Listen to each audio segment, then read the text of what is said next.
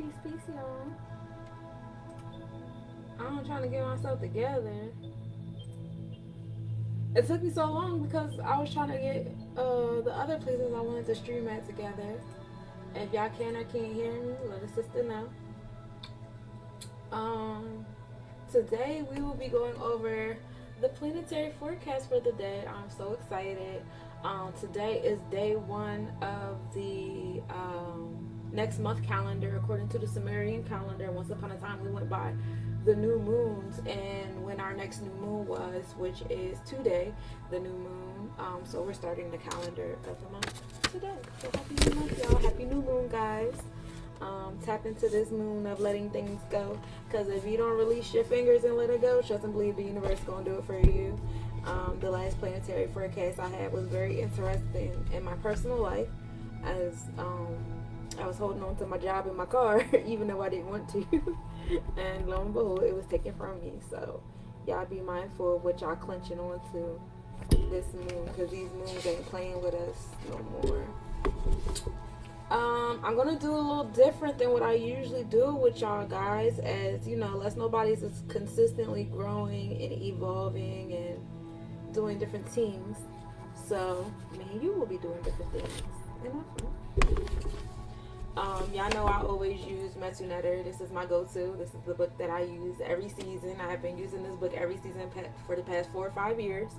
You guys can tap into my YouTube page, Let's Nobody's, if you guys want to tap into any planetary forecast of the last 4 years. You guys can go over there and check them out. In addition to that, I also have a book club on my Let's Nobody's business page, and we also read Metunetter together, myself and my son. That was about 3-4 years ago, so you guys can check that out as well. But getting started with the netters, we're going to talk about how there is a time and place for everything. Which if you do have the book, we're going to get into the page 264. And we just get into like the overall season of things, right? We're starting off the season. Today is March 2nd. So we're starting off in the northeast, and this is from February 5th to March 21st. So like a day after the equinox. From 3 a.m. to sunrise, we are dealing with Het Heru energy. And Het Heru is dealing with your solar plexus, the feminine side of your solar plexus. So it's all about engaging in fun and indulging in your pleasures, your solar forces, tapping into that kundalini energy, which is a divine alignment as we are entering a space where we're allowing our kundalini to rise and give and awaken us. So that's exciting. Ready? So you are fully remoistened, which is, emotional self, by the inner and outer waters. Your body is warming up with the gentle, fructifying psychic heat of Het Heru. These are your pleasant dreams. The most important meaning of dreams is in regards to their emotional content. Pleasant, joyful dreams, presage success, and turbulent, dark, troubled dreams are portents of difficulties. Understand that they are signs of the gestation of the beliefs you have accepted. And to control your dreams, and hence what you manifest in your life, take into mediumistic trance every night what you want to see manifesting in your life. It is important, however, to realize that your personal will must be in harmony with the will of your true self, as revealed through the oracle. Otherwise, you will still have bad dreams. For example, your true self will try to warn you to successfully interpret your dreams, review the emotions that you habitually accept throughout your life. Your dreams are their gestation or messages from your true self, deities, ancestors regarding the course of your life. Dreams are super duper important during this time. We are dealing with the Pisces energy that's all about the subconscious. We're tapped into the Neptune energy that's all about our subconscious. And if you want to get to the netters of it, the netteru of it, we can talk about the planet Jupiter, which is in control over Pisces. And then we know that the netteru around before we started having names for Neptune, and we had different names for different things. So that was a little sidebar. But we're dealing with Maya in this season. We're dealing with law, justice, and truth. And if you are not tapped into what the truth is, you're moving against it, trust and believe you will be clashing with regular energies. Once we get through, because we are holding this down until April 1st, so I want to read with y'all. Well, actually, no. If y'all tap into my weekly planetary forecast, when the week comes that we tap into the next energy, we will go over those pages in another room. So yes, you guys definitely do need to tap into my weekly planetary forecast. Right now we're going to do a monthly overall. My weekly, we get a little bit more into detail about things. We start talking about times and degrees and conjunctions and things because we have time to do that and space to do that. So like I said, make sure y'all tap into my weekly forecast.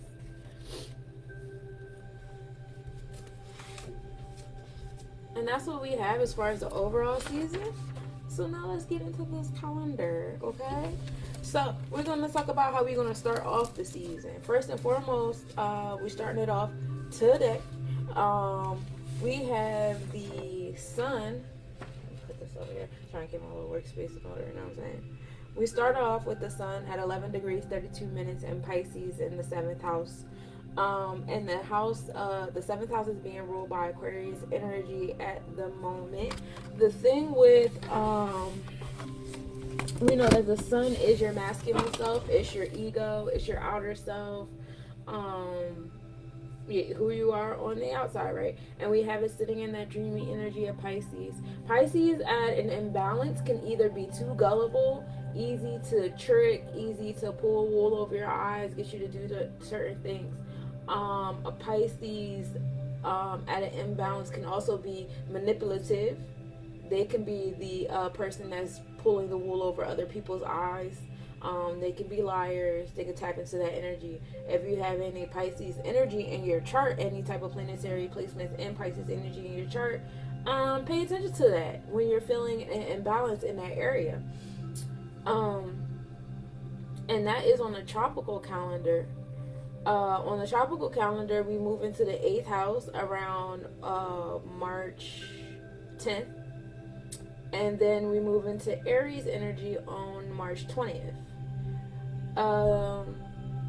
When we move into the 8th house, the 8th house is the house of transformation. So we're moving from that house of balance and fairness, and then during this time, it's like a good time to sign contracts, start business bonds and contracts and things like that. If you're going to make any partnerships, any type of intimate interpersonal relationships, is a good time to tap into that type of energy as well. Just be mindful of having balanced discernment, right? When we move into that 8th house, after utilizing that balance and discernment and making those connections, now we're moving into the house of transformation. So whatever bondages that you've created, whatever contracts you have signed or whatever, now it's going to create some type of transformation in your life. Some things are going to change. Some things are going to fall to the wayside because of these contracts and these bonds that have been created. Some things are going to get destroyed. We tend to kind of like get all worked up about things like that because, you know, us dealing with change, and for every energy there's an equal opposite energy, right? But as I've been telling people, worry not. As we're moving into breaking generational curses, and we're moving into this space where we're, you know, looking back on our previous generations and we're trying to do something different, we do that. It has an equal opposite energy. We are moving towards healing. There's other spaces where people are destructive. They're looking at their generational behaviors, and it's leading towards destruction. It's leading towards self-destruction, the destruction of others, etc., etc. We are such a balanced magnet, and the earth always has a way of bringing itself back to equilibrium, that fear not. This is the way things move, and it's okay. We'll be tapping into that Aries energy, which we know is taking initiative, that warrior-like energy, as we know we are sitting down on the sidelines, witnessing what some of us would like to call World War III. It's up to you what you would like to call it. Peace. Welcome to the Planetary Forecast. It's up to you what you would like to call it. And you know, there's a lot of other little battles going on, you know, scaling it back, you know, to our homelands, you know, battles with the government, battles with police fraternities, battles in the home, with generations, with partners, with, you know, child to mother. All these battles are going on. Just be mindful when we tap into this new year that a lot of things, if you don't wrap them up in this Pisces season, this last, you know, season of the year, it's gonna kind of start off with like a tremulous bang. Aries, 1 degree. So you really want to be mindful of that. Now that's for the tropical calendar, and for those of you, I have spoke on the difference between tropical and sidereal, and I'll keep doing that when we get into the weekly planetary forecast. Not only will we be doing the sidereal and the tropical, we'll also be getting into the nakshatras, and I'll be letting you guys know what patterns that the planets are in as well, and we'll be making all of those alignments accordingly. So please, please, please keep your eyes open for the weekly planetary forecast. I got big things in store for us. But moving on, the tropical forecast is more so created with the idea of splitting the sphere into equal parts, equal 30-degree parts, right? And that's why we have the tropical calendar. It's actually in alliance with the weather. We have our equinoxes and our solstices, and those are our 4 main quarters. And then those 4 main quarters are split into 3 pieces each, and that's when we have our cardinal, our mutable, and our cardinal, our fixated, and our mutable. And that's dealing with the 3 seasons within that quarter of solstice, or that quarter of the equinox. And that's what the tropical calendar is about. Not making above and below comparison. The tropical calendar is all about what's going on psychologically, beyond the physical, psychologically, spiritually. It's our outer selves, our upper selves, when we're referring to the tropical calendar. More so making that parallel that there are lines based upon degrees, just like we have lines based upon degrees. Now the sidereal literally means stars. So when we're speaking on sidereal, we're also touching the Sumerian constellations of speaking exactly the location and the minutes that the planet or that star, the meteor or whatever is there. And when we make those parallels of above and below, instead of speaking on psychological and spiritual, now we're speaking on actual happenings. What is physically happening? What's going on with your body? What part of your body should you be paying attention to? Organs, with the tropical, we pay attention to chakras as far as the spiritual and the energetic realm. With the sidereal, we're talking about the actual physical organs and body systems. Okay, so when we get into the sun on the tropical calendar, it's in Pisces, in the 8th house, in the 7th house. Well, Pisces energy is actually the sacral chakra. So we're dealing with that chakra of passions and pleasure and being satisfied and joy and things like that. So a lot of the bonds and contracts and things, you're going to feel good about them, and it's going to make things fall to the wayside, and that's okay. There's a lot of things that you know for a fact, once you put those feet into that pleasure center, there's some entities and some beings around you that are going to have to go away, and you've been holding on to them. And I'm letting you know right now, if you don't let them go, the universe is going to snatch them from you. Aries season is coming. So getting back into the sidereal of the sun, we're tapped into Aquarius 17 degrees 25 minutes, and Aquarius energy is in alignment with Asar, which is all about self-knowledge, right? All about knowing self, walking in circles or walking forward, right? Excuse me. It's all about self-awareness, knowing yourself, the power to be one with all, that knowledge that we are all in one space and all together. It's that revolutionary mind. In this space and time, the world that we live in, to say that we are all one and we're love and we're things, unfortunately, that's considered revolutionary. Once upon a time, that was considered normal. But being in the space that we are, that's what it is. And this deals with your crown chakra, and this dealing with your crown chakra, it's not assigned to peace. Welcome to the planetary forecast. It's not necessarily assigned to a masculine or feminine energy. It's actually both intertwined. And if you guys are into the Kabbalah, we're talking about the Kether energy.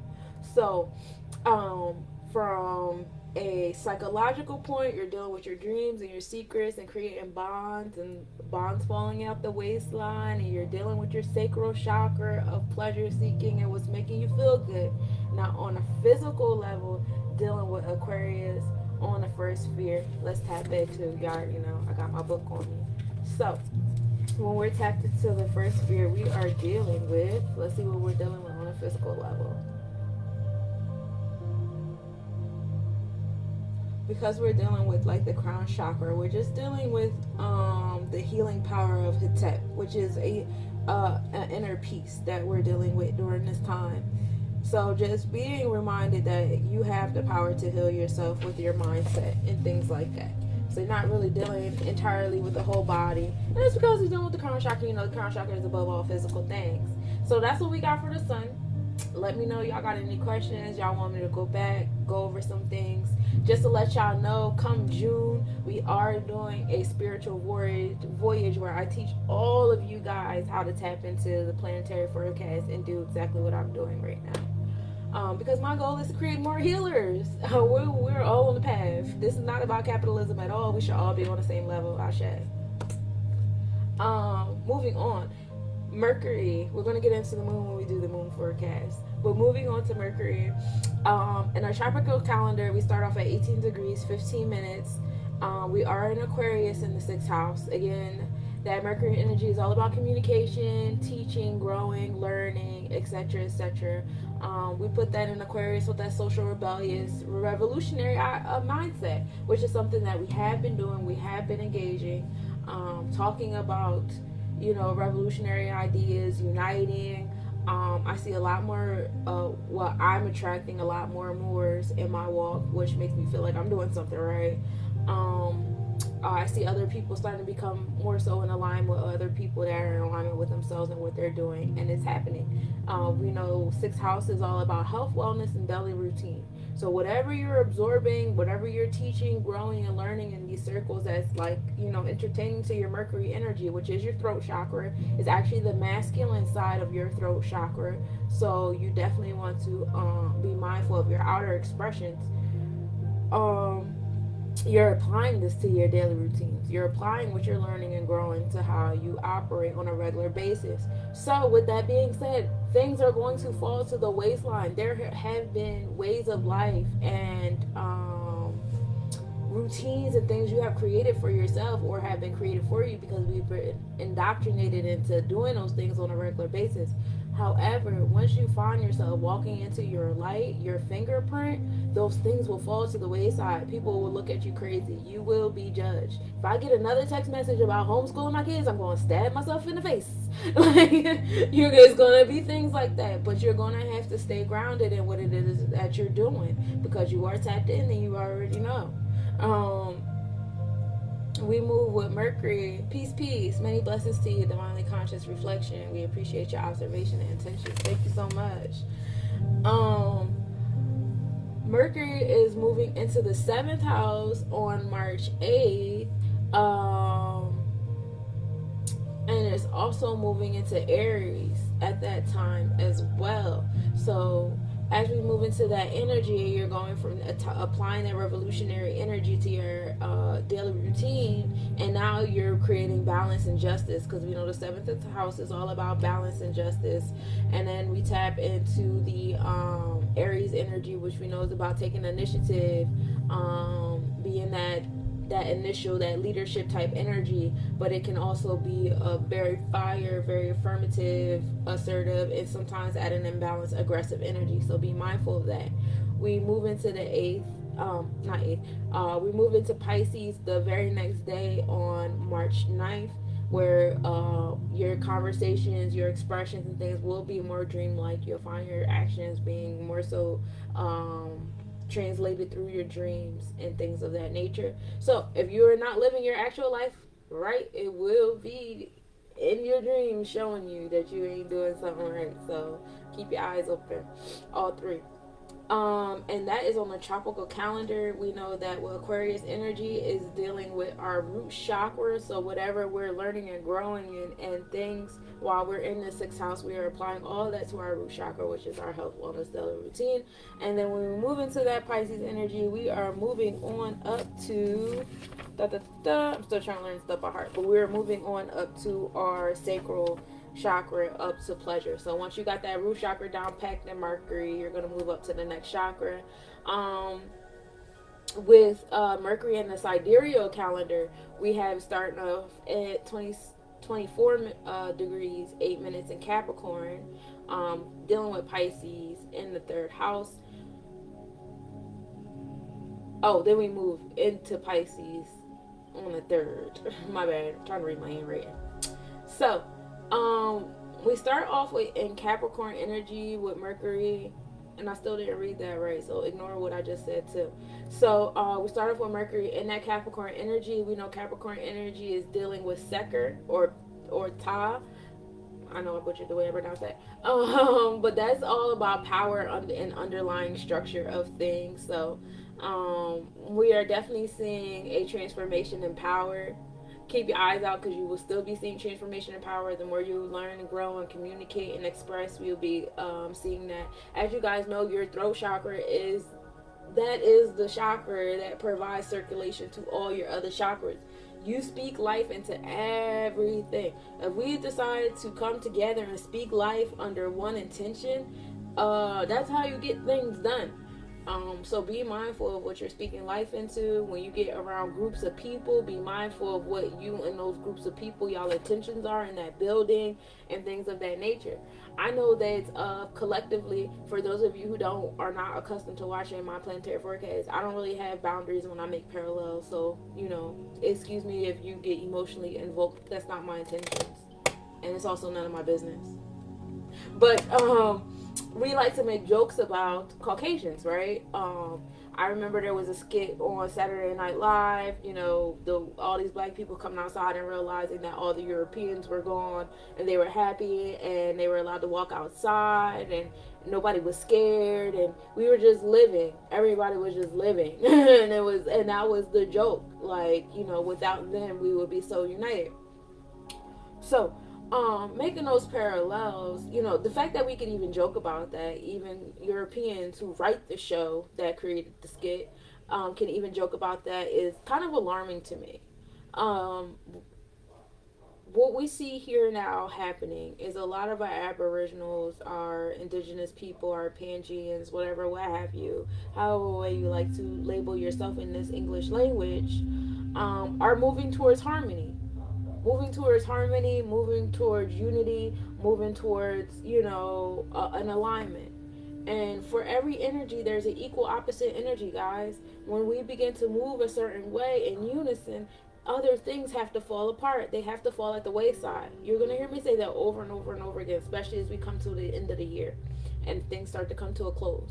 Things are going to fall at the wayside. We cannot sit here and say we want harmony and we want to break generational curses and we want accountability and we want all these things, but then as soon as we see it happening, because it doesn't look the way we thought it would look, because it's not this kumbaya fashion that we thought it was going to be, now we're reneging and, oh, no, we got to save the oppressor. Oh, no, we got to move back. Oh, no, we got to protest for this. We got to, no, baby. You stay grounded. This is what we're doing. When we move in unity and harmony, things have to get destroyed. What is getting destroyed? The oppression is getting destroyed. The oppressors that benefit off of us being chaotic, the oppressors that benefit off of us not being united, they're going to fall. You understand me? Because they feed off of our chaos. They feed off of us being enslaved. They feed off of us having weak mindsets. But we don't have those things anymore. So what's going to happen to those beings that feed off of that? They're going to die. You understand what I'm saying? And I'm not just talking about humans. I'm talking about parasites. I'm talking about bacteria. Certain bacteria are going to start to disappear. Certain insects are going to start to disappear. Certain animals are going to start to disappear. Certain weather conditions may start to disappear. Certain regions may start to disappear. Why? Because we are moving. We are moving. And it is okay. That's all I'm going to say. It's okay. It's okay. Let it go. Let it go. Let the wars go. Let it all go. Because that's what's going to happen. And as we keep collecting it into our Mercurian minds and things like that, and energy, right now we're dealing with the discipline. You're dealing with discipline. You're dealing with alignment, authoritarian energy of that Capricorn energy. But we're sitting in the 5th house, which is ruled by Leo. We know Leo energy is all about tapping into your inner child, all about tapping into that creative energy, that childlike self. Okay, so if you feel like I know a lot of us, I also do therapy sessions. If you guys are interested in doing natal chart therapy sessions, um, giving you guys a gist, a summary of different stories that are being shared with me. A lot of people have spent this winter time going through things, climbing up mountains. I say life is like stocks; it goes up, down, and forward. A lot of people have been on the down. A lot of people have been living in a bear market, and that's okay. A lot of corporations have been living in the bear market in the wintertime. A lot of small businesses, black businesses, event curators, everybody was going in the bear market the wintertime. And we all got our stories. The objective is during the last few weeks of Pisces season, before we walk into this Aries energy, I want y'all to tap into your root chakras. I want y'all to do that by doing this. Root chakra is ruled by, on your feminine side, it is ruled by Aquarian energy. On your masculine side, it is ruled by Capricorn energy. Overall, it's connected to Saturn. Okay? I want you guys to tap into whatever planets you have in Aquarian energy and whatever planets you have in Capricorn energy. Get alignment with them, get to know them, find out what house they're on. They're in all that. I want you to get to know that root chakra, baby. I want you to secure it, because when we tap into this Aries energy, everybody already want to tap into their pleasure seeking and what makes them feel good and stuff when the springtime comes. You want to lose that weight, you want to get that muscle, you want to get those nice clothes, you want to book those flights, you want to do all that stuff. But are you making sure your root chakra is secure before you do those things? Because if your root chakra is not secure, if your foundation is not secure, the rest of that building is going to be pretty rocky. You ever tried to get inside of a building with a funny foundation? It's not safe. It doesn't even feel safe. Don't do it. Sir, you do this every time I'm on a video. You cannot have a cameo. Go sit down somewhere. We're not doing this today. We're not doing this today. So Venus moves into the 6th house on March 2nd, which is today. Later on today in the afternoon, we're moving into the 6th house, where we're applying that energy to our health, wellness, and daily routines. And that's always fun to tap into, things that make you feel good on a regular basis. We do get caught up into the movement and the hustle and bustle, and it's like having another child. And my puppy was taken away from his mom way too early, so he's very clingy. Hold on one second. Every time I do a live, he's like, "In my face."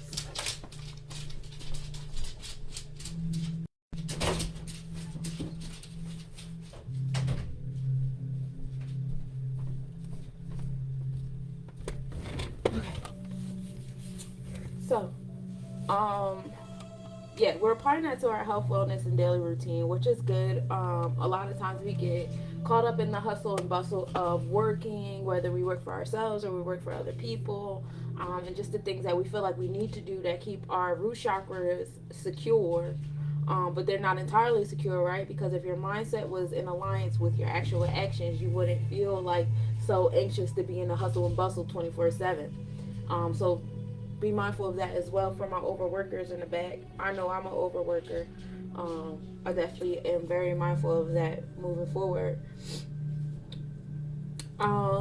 Venus moving into Aquarius energy on March 6th. So your pleasure seeker energy will be tapping into that revolutionary energy. So everybody's going to feel the need to be a part of the revolution. Everybody's going to feel the need to be a part of the solution, to be a part of the harmony and what's going on. You're going to see a lot of events bringing people together, especially with this Aries energy. A lot of our healers are going to start coming together. A lot of our healers, and this is something I want you to be very, very mindful of. Our healers also spent the winter time in the bear market. You are not alone in the bear market. So now that our healers are coming out and they're healing and they're shaking off some things that they had on themselves when they were in the wintertime, be soft on our healers. Don't come out and, oh, I need this, I need that, I need this, I need that. Like, come on now. It's time for our healers to get uplifted too. Once upon a time, our healers used to be very well taken care of, whether a place to sleep, I'll do this, that, and the third. But our healers are not being taken care of the way they used to. Now it's just people coming and taking, or just coming and trying to regurgitate the things that they hear when they're not ready to even speak on those things. So please be soft on our healers as we all are coming out of the bear market and making our way up. We all have been through the roughness of the winter time, removal and renewal. And sometimes it's not always, as fun as swimming in a still lake. Sometimes it's crazy as climbing up an ice mountain. Um, but we're gonna tap into on our sidereal calendar or on our sidereal side of things. Venus is at 2 degrees 24 minutes Capricorn energy, so that pleasure seeking energy still finding a level of alignment of discipline and order with those things. I don't want to see none of my business owners all spring and summer come winter time they didn't save up and now they're not ready to deal with the bear market again. Don't do that. We learned this last winter time. Spring, summer, and harvest time, it's time to start putting things to the side. Be mindful that the winter time will come, and when the winter time comes, that's when everybody hibernates, and everybody's kind of chilling and falling back, and we should be able to do that comfortably.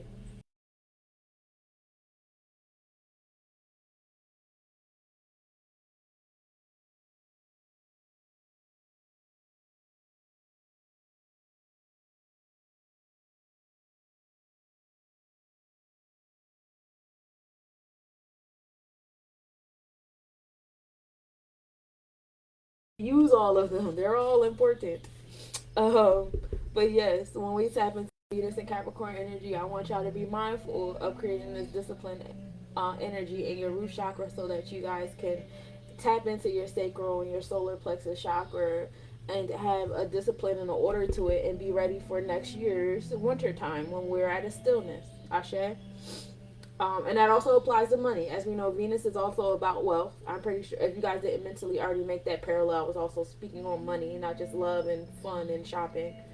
Um, with Mars on the tropical calendar, we start off at 26 degrees, 55 minutes in Capricorn energy. We are also in the fifth house, so this is our second planetary placement in this space, right? We got Venus and Capricorn being pretty close to each other.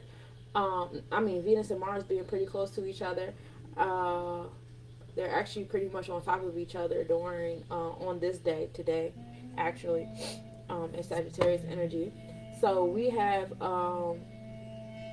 Mars sitting in that Capricorn energy, still finding that discipline and that energy that we usually have that makes us like impatient, but also takes initiative, right?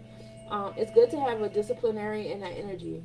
For all my leaders, all my people that have said to themselves, "Hey, I want to be a motivational speaker. I want to be a podcaster. I want to, be a healer. I want to have these events and do these different things," and they're taking on that responsibility of the community. I want you guys to create a sort of outline. I was speaking to somebody, I want to say yesterday or the day before yesterday, I forget. But we were speaking about having a mission statement. As a person, you are a brand. As a person, you are a whole entity being. You are literally a whole infinite universe right here. There's so much stuff going on right now, you don't even know. With that being said, you have to have a mission statement. You have to have some type of unity going on here. If you don't have some type of unity going on here, how can you create relationships with other people and communities and households and villages and organizations and businesses and be on one accord if you're not even on one accord here? I know some of us have multiple personalities. Sometimes our personalities can clash. I know I'm one of them.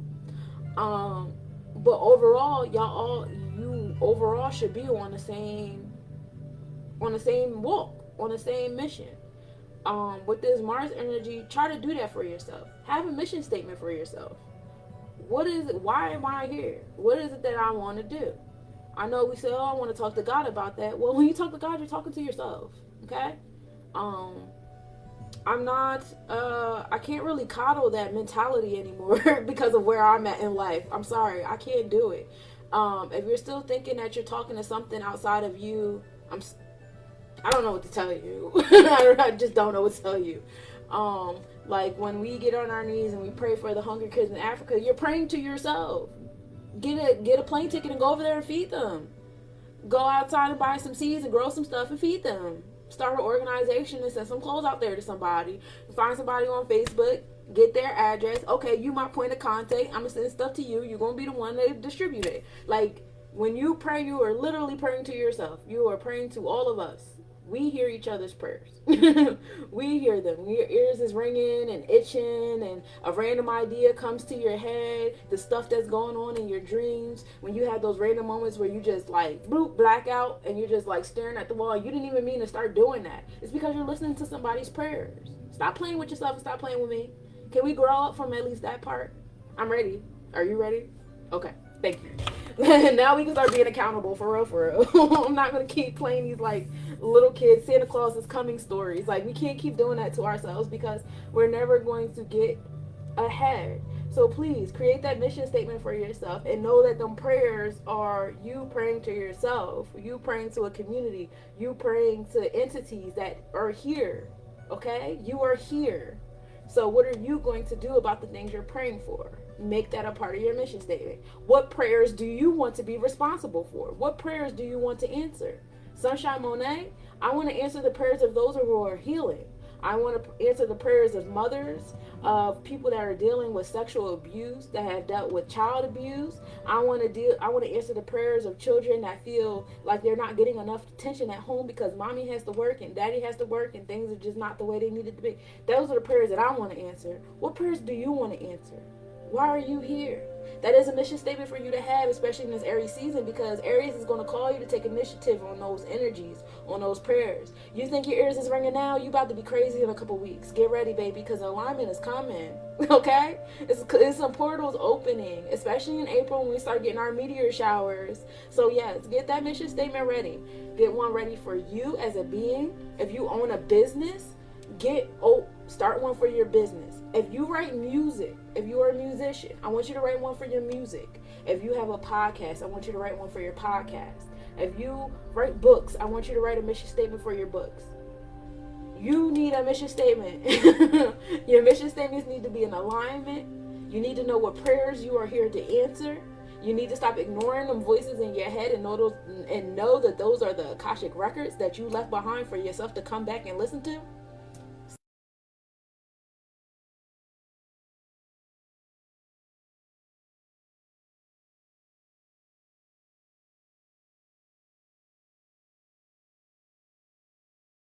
It's a well, no, actually that was Mars, because Mars and Venus is aligned. I'm looking at Capricorn.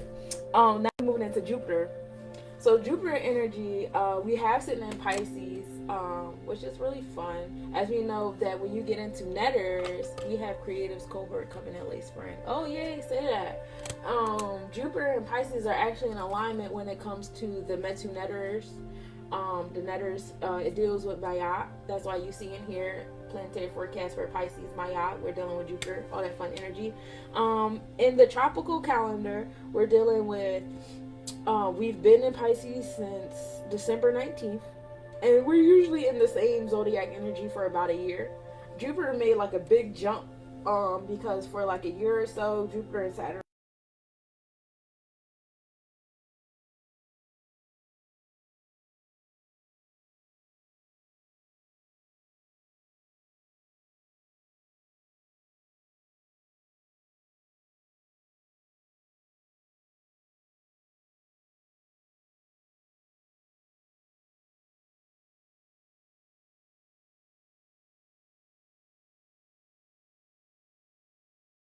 imbalanced in as far as manipulating people, or you can be imbalanced as far as letting others manipulate you. So these are the different routes you can go. Okay, Jupiter is saying, hey, you can touch all four of them, you can touch one of them, you can touch whatever. There's wisdom in all of them. It's experiences on all of them. It's really just about like what you're willing to do, what you're willing to go through. It's sitting up in that seventh house. Seventh house is the Libra house, and that's like the house of balance and fairness and signing those contracts and creating like those bonds and things. So you are going to have that going on during this time. We get into the house after you create those contracts, like the contracts we were speaking of, even when we spoke on the sun energy, because Jupiter and the sun are pretty close to each other right now, with the sun at 11 degrees and Jupiter at 14 degrees. They're both in Pisces. So we got like a lot of wisdom energy going on. Pay attention to your dreams if you're good at remembering your dreams. I'm not really a dreamy person myself. The most I deal with dreams is when something is like really really heavy going on. Like if I have dreams and stuff, like, yes, this is heavy. Like, please pay attention. We not playing, because all the dreams I've had that were like that, they really came true. The car accident I had being one of them, that really came true. And so yeah, once you tap into this energy, these four quadrants of Pisces, and figure out which ones you want to create bonds and relationships within, whether you want to be the manipulator, you want to be the manipulated, or you want to be balanced on one end or the other, we're going to deal with transformation. Because like I said, once you make bonds and contracts and you solidify your relationship with certain things, there's an equal opposite energy that's going to happen. Peace, peace. Welcome to the Planetary Forecast. When you make bonds with things, other things fall to the wayside. So you're going to say, oh yeah, I'm going to take this business opportunity. This sounds great. Well, guess what? That girlfriend or boyfriend that never supported you before, definitely not going to support you now. It's about to be some war at home. Or maybe that other business venture, that joint about to fall at the wayside. Maybe it's going to come out that this business partner over here was never rooting for you. Maybe a relationship with a family member is going to come out that, some things is going on. Maybe you finally get healthy, but then somebody else gets sick. So many things happen. Because for every energy, there's an equal opposite energy.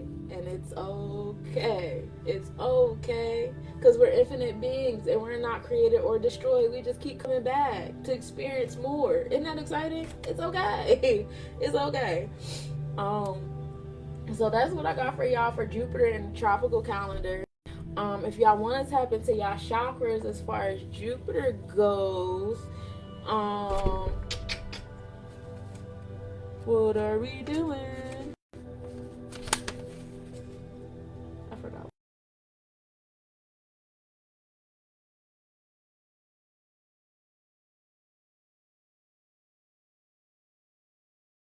Sacral chakra. My bad. Yeah, it's the sacral chakra. I should have known that because that was generosity and luck and wisdom. So we're really tapping into our sacral chakra, the skis, and our root chakra and our sacral chakra. And that's in the divine alignment, because when you get into the Metu Netters, it talks about us tapping into our kundalini, which is the sacral chakra. And in order to do that in a free manner, you definitely have to have your root chakra on point. So those are our two chakras so far that we're going to be focusing on, whether we're dealing with our tropical or our sidereal calendar, if you're hearing the pattern that's going on. When we deal with the sidereal chart with Jupiter, we're dealing with 19 degrees, 59 minutes in Aquarius. Aquarius energy, we said, again, was that revolutionary energy, and we're dealing with our luck and our wisdom and things in that energy. Aquarius energy, when we get into the Netters, is associated with Seker, and that is power underlying structure. Again, tapping back into that root chakra. When we get into the Netters, we're dealing with the third sphere, tree of life. When we deal with the third sphere, the tree of life, we're actually dealing with the brow chakra on the masculine side, and Bina with her 50, with the 50 gates and the 50 skulls and 50.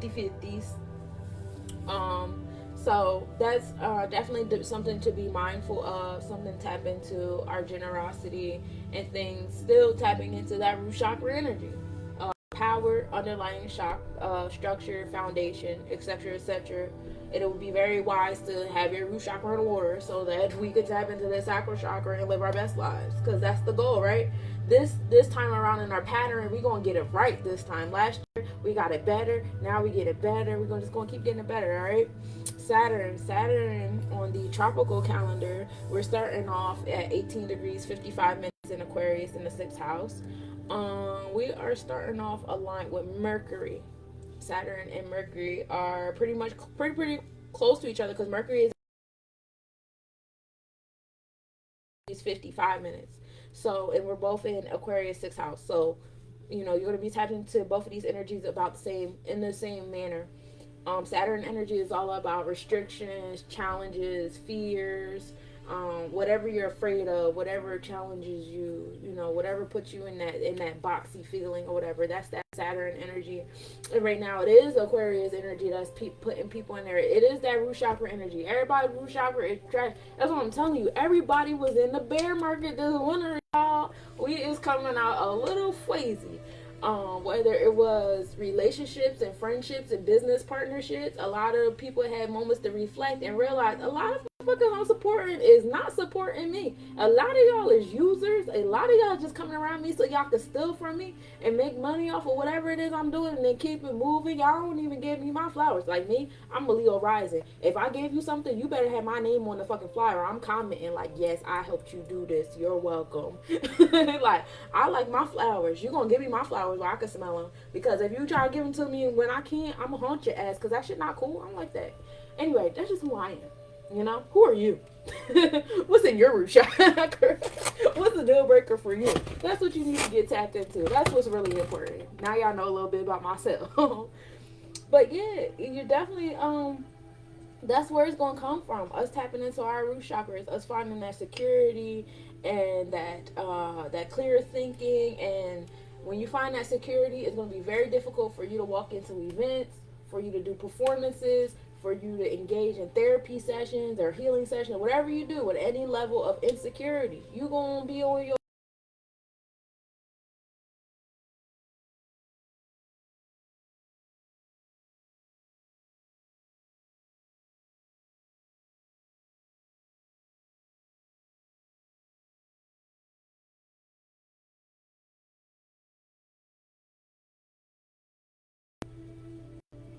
what are we going to do different this time around so that when winter season comes, we will not be in that position again. Ask yourself that in so many different levels and ways, because that's what the sun and Saturn is calling you to do. So that's what you're going to do, and we're going to apply this to that sixth house of health, wellness, and daily routine. How aligned is that? Okay. And if you don't do it for yourself, I'm trying to tell you, it's going to be entities out there that's going to do it for you. That's that double energy of Pisces. Either you're going to do it yourself, or somebody's going to come in and say, "Hey, we're gonna do this for you." I ain't gonna hold you. I didn't watch Biden. I wanted to watch him. I said I was gonna roll up and I was gonna watch him and I was gonna laugh. I didn't get a chance to do it today, but I'm gonna do it. And when I do it, we're gonna hear all the things that he think he about to walk into your life and be, because that the government is a beautiful example of Saturn energy. That's authoritarian energy right there. And if you don't do what you need to do for yourself, they're gonna come in and do it for you. Oh, you don't want to educate your kids? Okay, we're gonna come in and educate your kids. Oh, you don't want to work? Okay, we're going to come in and create guidelines to where you can't get any assistance. You can't have this. You can't do that. You can't. So it's like either you be the structure maker in your life, or these entities are going to come in and do it for you. That's just the way it goes. That's nobody's fault. That's not one of these like reveling, oh, foot on my neck. That's not even, that's just life. If you don't do what you're supposed to do, what happens? Your mom is gonna come in your room and say, "Bro, I told you to wash these fucking dishes." Now I'm yelling. Why? Because you didn't do it on your own. Now I have to come in here and yell at you about it. Now I have to come in here and remind you. Now I'm about to come in here and whoop your ass. That is just life. That's the way energy moves. Okay.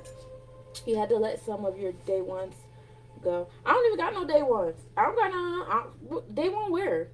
What? Day one. I don't know.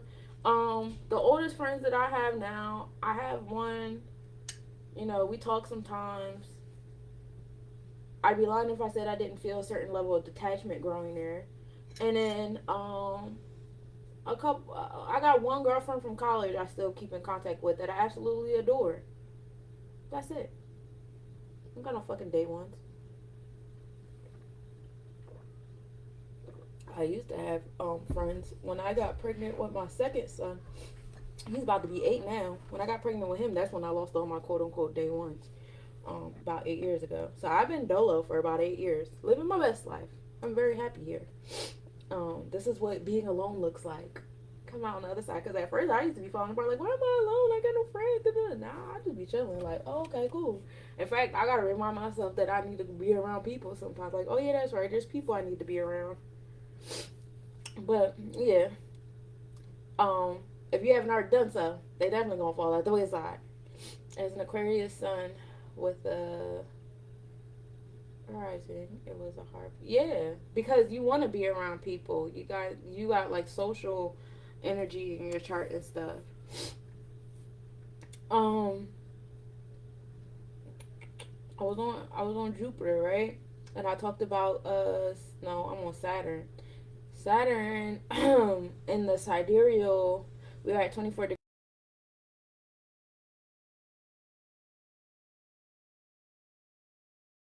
the feminine side of root chakra energy, we're tapped into in a tropical sense. We're tapped into the masculine side of the root chakra energy on the sidereal. So you feel yourself, touching both sides of the coin. Saturn has been in Aquarius energy on the tropical calendar since December 17th. Saturn usually changes its zodiac energy around the between the 15th and the 18th of December is usually when Saturn switches it up. Your youngest son is 24, so you had to manage your giving. Mm-hmm. It's exactly how it goes. It's like when there's people around, and that's when it's like when you walk into a new space of your life. And that's just another example of what I'm telling you right now. For every energy, there's an equal opposite energy. You walk into a big moment in your life. A groundbreaking moment in your life. You're about to create this really big bond with someone. So what happens is some bonds are going to fall to the wayside. Some bonds are not as important as this big bond you're about to create.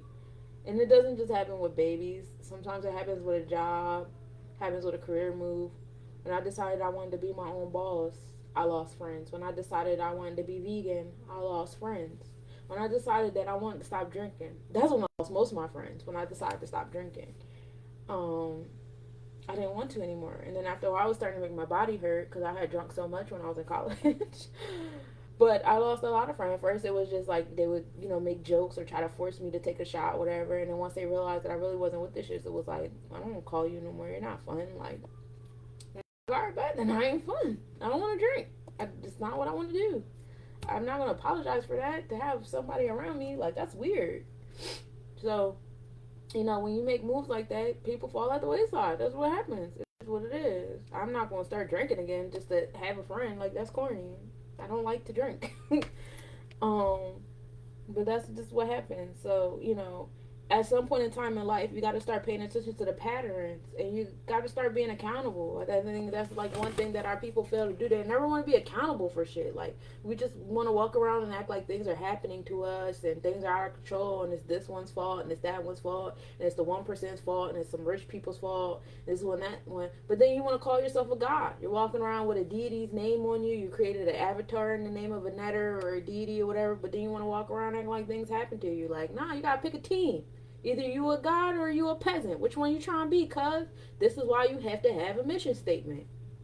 And all of yourselves have to be in alignment with it. All of them. All your chakras, all your planets, they all have to be in alignment with this mission statement. Because if they're not, you're just going to be walking around sounding crazy.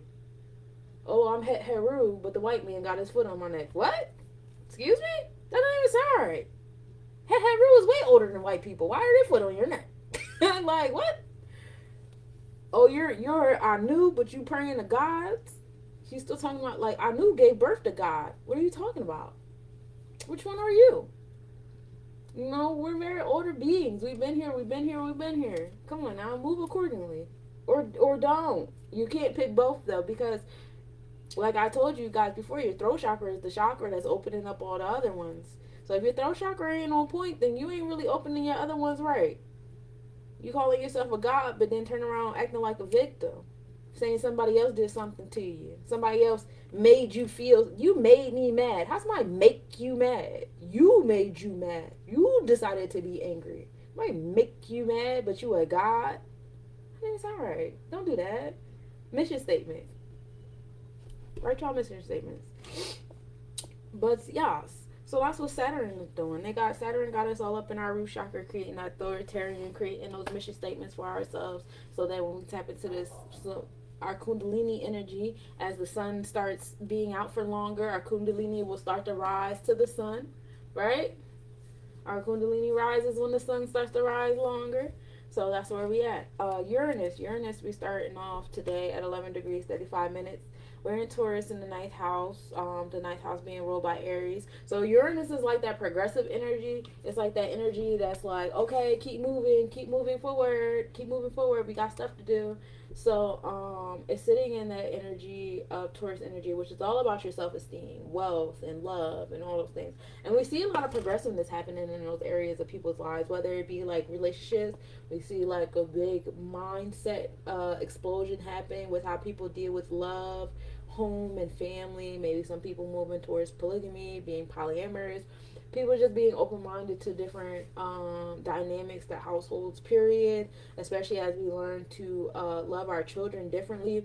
I know a lot of us want to talk about the one parent household and want, but at the end of the day, it takes a village to raise a child, whether that child has one person or two people. I was in a relationship for 9 years. It was me and the dad in the house, and we still needed help. But guess what? Nobody wanted to help us because it was a mom and dad. Oh, y'all should have it. Y'all should have it. Where the fuck is the village? We're tired. You know what I'm saying? The village is always important. There's never a time when there isn't an importance of the village. Once upon a time, we would have a rite of passage.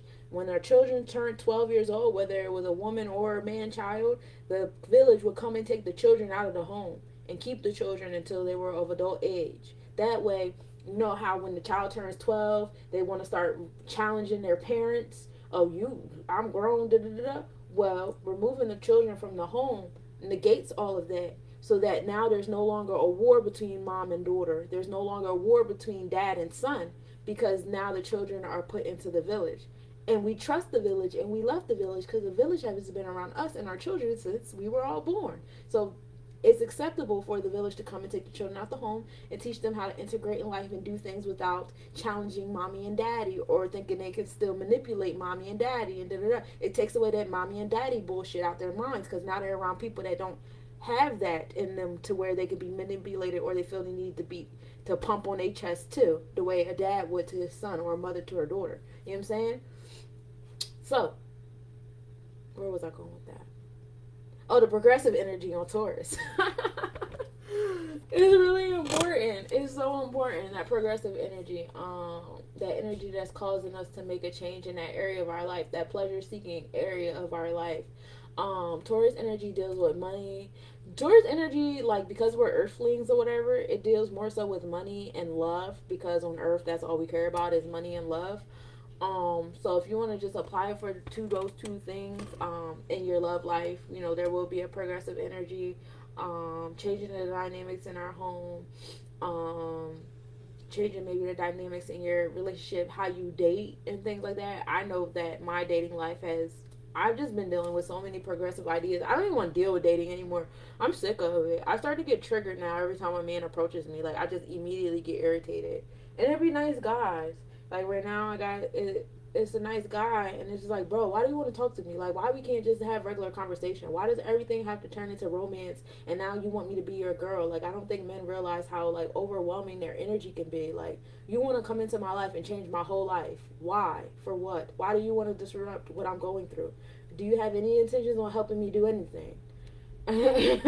Like, I'd be so triggered. I'd be going in like, what the fuck do you want? Why are you knocking on my door? What do you want? Why are you bothering me? How are you going to contribute to my life? Oh, you think I'm funny and I'm smart? That's great.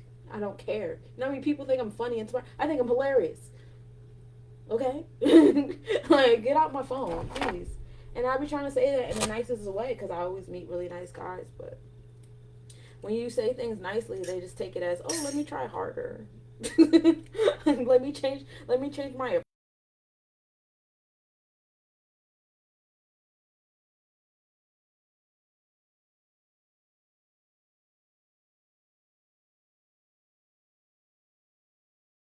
hard time um creating a village around them in certain aspects, not in all aspects. I have a wonderful family. I have a wonderful support system.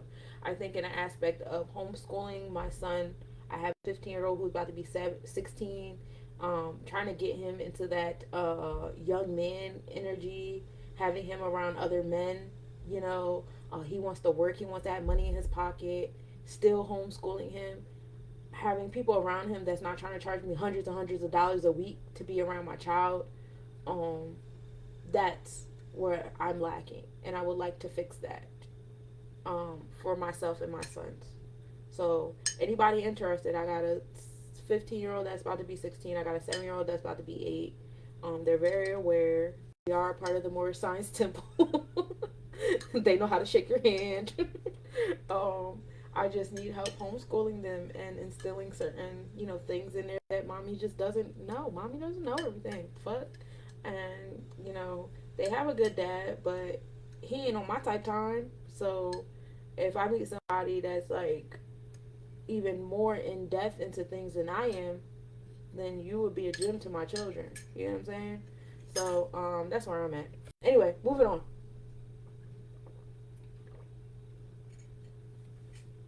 I got turmeric tea today. That shit is delicious. And y'all be on the lookout for my new podcast. It's gonna be every Saturday at 11:11. In the afternoon is brunch time. We're gonna be eating fruit and drinking tea. Speaking of drinking tea, it's gonna be called Virgo Virgin Talk, and I'm very excited about that. We start that March 26th. So yeah, moving on. That's what we have in Taurus. It's in the ninth house, which is the house of knowledge.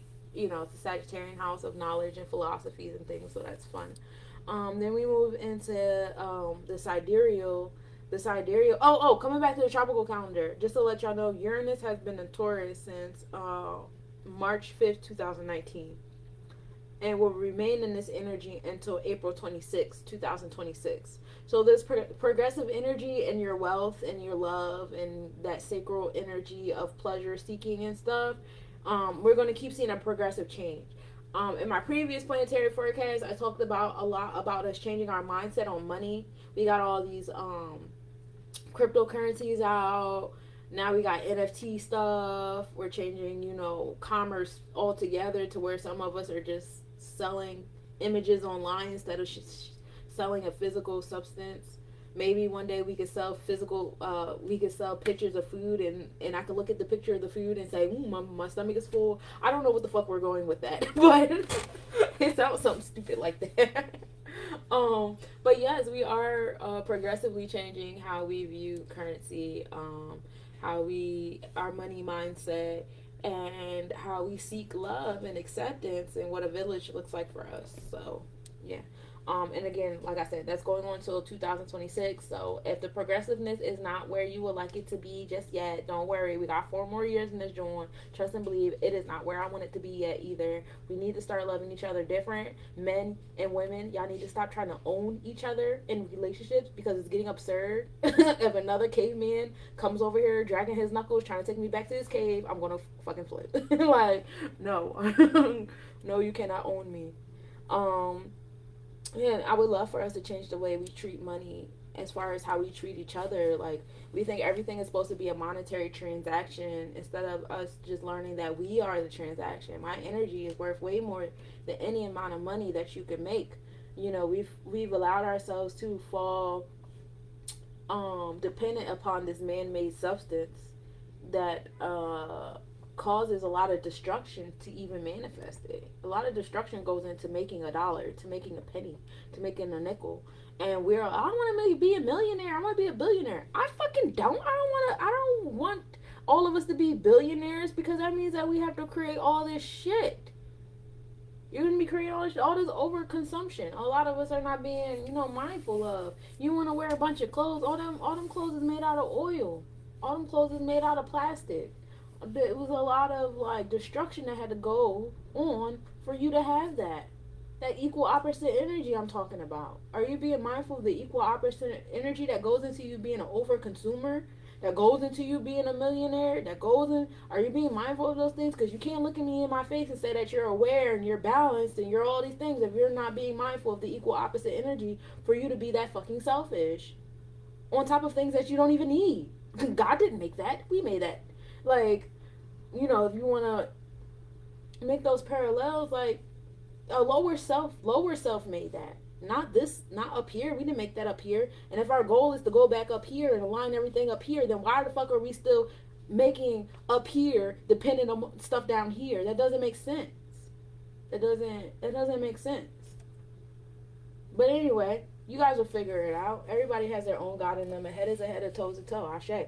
So when we get into the sidereal, Our Uranus is in Aries energy at 17 degrees 25 minutes. And that's when we got the progressive energy into that taking initiative energy, that leadership energy, that regeneration, renewal energy. It's constant energy going into that. And just like when things come alive, there's the equal opposite energy, things must die. So, again, we're still dealing with a lot of death and things going away. Just like I told you guys, as the more we move into different spaces, it's going to be certain animals that we don't need anymore, certain plants, certain bugs, certain elements in the air. And if you're sitting here watching the news, and that's another thing, us aboriginals, us Pangeans, we have been on this earth way longer than these other beings that we're allowing to give us the news. These individuals, these new beings, they are on the news and they're fucking scared because they're babies. They hear the word global warming and they go crazy. They hear climate change, they go crazy. They hear about tectonic plate shifting and they go crazy because they don't understand these things. They haven't been here as long as we have. Everything that goes on here scares them. Oh my God, what was that? What was that? What was that? Why is that? They don't know nothing. I don't understand why y'all allowing the child to come into your space and treat you like you the child, like you don't know. We know what's going on. We know why the earth climate is changing. We know why tectonic plates are shifting. We know why the air, we know all these things. We aware. So stop sitting down watching TV pretending like you're not aware because some people with fair skin on there, the babies, the new beings, are out here and they're scared. What are you scared for? You don't have nothing to be scared of. It's our job to teach them. That's why every time they need confirmation or marketing of something, what do? They come to us, right? Oh, can you do this? Can you do that? Can you march for us? Can you protest for us? Can we experiment on y'all with this? Why? Because we're the oldest beings that's been here. Because we've been here the longest. Because our energy has been here the longest. Because, our materials in our body has been here the longest. We have been here the longest. So of course they will come to us to get us to go on TV and vouch for their stuff because they even know that their people rely on us. We raised all of them. We invented everything. Name something. I bet you we invented it first. Like we invented everything. These people know that. They watch us. They're trying to make their own versions of things that we already made. The goal is to brainwash us, make us forget the fact that we're older beings, make us forget the things that we know, so that the things that they're actually teaching and learning and stuff, we can sit here and pretend like it's the first time we heard about it and we don't know nothing either. No, they're not saying nothing new. They're not saying anything, on that level. You are good. We are good. But the more we tap into that Uranus energy, the more we're going to find peace with things that our new beings, these new babies that's out here, are still learning about and stuff. And you could be one of two people. You'll be one of those people that say, hey, fuck y'all, I'm still here for separation. Or you could be one of those people that say, hey, you know what? I know my place. I know you're a baby to me, so let me put you in your place. Or whatever, what have you, excuse me. And like I said, for every energy is the equal opposite energy. So you may either get accepted or you may get rejected. It is what it is. Moving on. Neptune, we start off at 22 degrees, 27 minutes in Pisces in the 8th house. We have that super strong energy of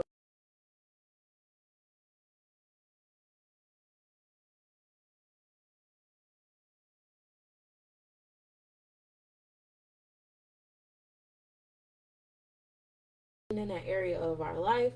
We have been in this space since January 22nd, 2021, so that's fun. Getting transformation in our subconscious, as we have been. Getting transformation in our dreams, our interpretation of said dreams. Our dreams are changing because our root chakras are changing, because our sacral chakras are changing, because our throat chakras are changing. If those energy centers are not changing, then your dreams are probably still staying the same, and you need to work on your mission statement. Yes, and Neptune has been in Pisces since February 4th, 2012. We had spoke on that. We said that was like the beginning of Obama's second term. That's when they claimed they killed Gaddafi. We know that Gaddafi was actually fighting against the U.S. dollar and different information about that came out. If you guys can find out anything else that happened February 4th, 2012, let me know. We can talk about it. What happened when that went in Pisces in that eighth house. We will be in this energy until January 26, 2026. So 2026 is going to be a big year. It's going to be a big planetary shift. All right? Be mindful. And that's on the tropical calendar. Now, when we get into the sidereal, we're dealing with Neptune and Aquarius energy in the third house. Still bringing that subconscious and dreams and secrets and all of that, tapped into revolutionary ideas, into social rebellion and things of that nature. So on a physical level, we do see that going on, right? People are buying off-grid land, creating villages. The couple of African independent villages, there's one in South Carolina, there's one in Georgia. They're starting to get light shed upon them for what they do. The Moorish Science Temple is starting to get light shed upon them for what they do. If you guys aren't familiar, there's an organization called the Black Hammer Group that I believe they have to be in like every state at this point. They're an independent organization. They create communities. They're building on the communities as well. There's a lot of independent communities going on. There's a lot of progressive energy going on in these areas. So it's very beautiful to see. We are in alignment with this energy, and it'll be going on till 2026, y'all. So, Pluto, we know is that energy of transformation and rebirth and stuff, dying and coming back to life. We start off with that Capricorn energy. Again, another energy in Capricorn. Where we have this next to more next to Mercury. No, not Mercury. That's the Capricorn house. Venus and Mars. So we have Pluto near Venus and Mars, causing that transformation and that initiative energy of Mars and our Kundalini flow of Venus, right? That pleasure seeking energy. So that's cool. That's a nice little trio of planets right there for today for y'all to tap into. Venus, Mars, and Pluto. With the transformation energy and that Capricorn energy, it's calling transformation. Same thing I've been saying. It's creating authority, changing authority, the discipline, the challenges, the fears, all that. Either they're going to come into your life and cause you transformation, or you're going to manifest the things that you wish to transform. You could either walk around and act like things are happening to you, or you can take charge of your life. That really depends on what you believe in and where you're at in your root chakra. Honestly, it really does. In the sidereal, we are still in Capricorn energy. So either way, whether you're going to tap into the tropical and tap into your psyche and things, and just to let you know, Pluto will be in this Capricorn energy till 2028. So, what year did this president get elected? It was 2020, right? We're on the fours. So 2024 is when he's up. And hopefully he doesn't come back, y'all. I don't know. It doesn't really, like, none of these presidents affect the hood. The most that these presidents have ever affected the hood was COVID, the COVID restrictions. And was it really the presidents or was it the governors? Let's talk about it. So, it just goes to show you, like, watching federal government, you're just watching reality TV. It's a whole different chessboard over there. If you really want to make some change, you better start going to the municipal buildings and municipal meetings and start some shit. But so 2028 it'll be another election, right? Because 2024 and then you have 2028 right after. So it'll be another election going on when Pluto moves from Capricorn into Aquarius. That would be fun. That's interesting. I'm curious. So whatever presidential election we have going on into that, not just presidential, all the elections going on in 2028, we're gonna have. I would love to see my healers in those spaces. I think I might run for president 2028. I'll be old enough, right? Yeah, I think I'll be 38. I'll be old enough to run for president. I'll run for kicks and giggles. If I win, that'll be lit. I mean, I took political science classes. I know how it goes. But I would love to see some of my healers and my revolutionaries. I think that's going to be a thing. in 2028. A lot more of us are going to be in these political seats. So y'all go ahead and record that. That way, 2028 come, y'all can come back around and say, "Yo, Sunshine said that in 2022." I said it because you figure 2026, we got Uranus moving from Taurus energy into what comes after Taurus, Cancer, right? The Moon. They move into the Moon energy. No, Gemini. I'm getting my Jones all twisted up. Gemini energy. So Uranus is moving into like that double energy, having multiple streams, multiple. So we might even move into having like, instead of having one person, having like a round table type situation going on.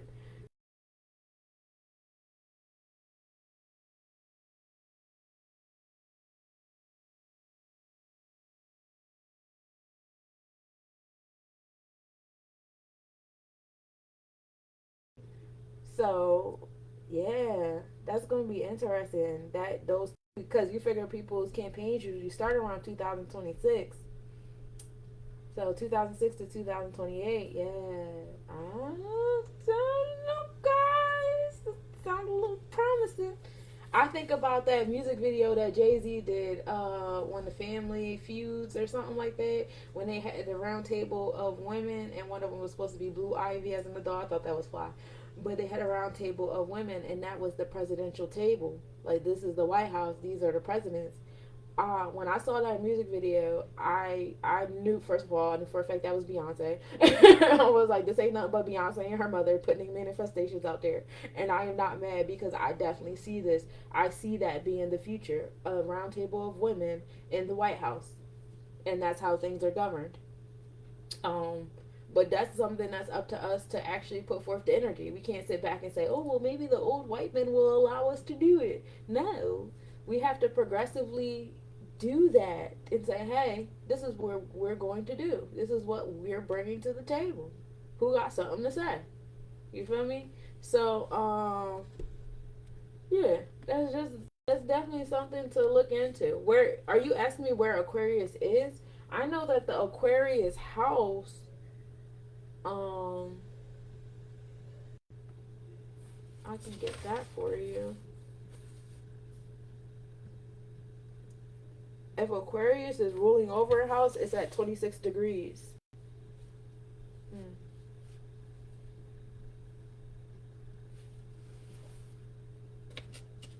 Yeah, Aquarius is running houses that you're asking me. But yeah, I can definitely see like that round table thing going. I think that'll be fly. I'm here for it. So be on the lookout. 2026 is gonna be a funky transformation in these government spaces. Neptune moves into Aquarius. Well, on a sidereal. Oh yeah, Neptune moves into Aquarius. Well, it is in Aquarius in the sidereal calendar, and that's just why am I moving backwards? That's because like my mind want me to just be all over. I'm not on Neptune or Pluto. I'm on the true node because we know Pluto's in Capricorn, whether you're looking at the tropical or the sidereal. So, and we said that's until 2028. So keep your eyes out. 2028. The true node is in retrograde right now. It is in Taurus in the 10th house. Still tapped into that. 10th house is all about success, achievement.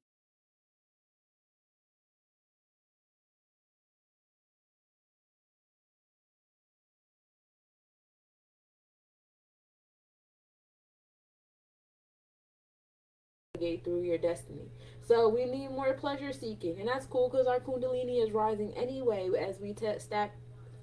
I'll say tap and step at the same time as we step into this. I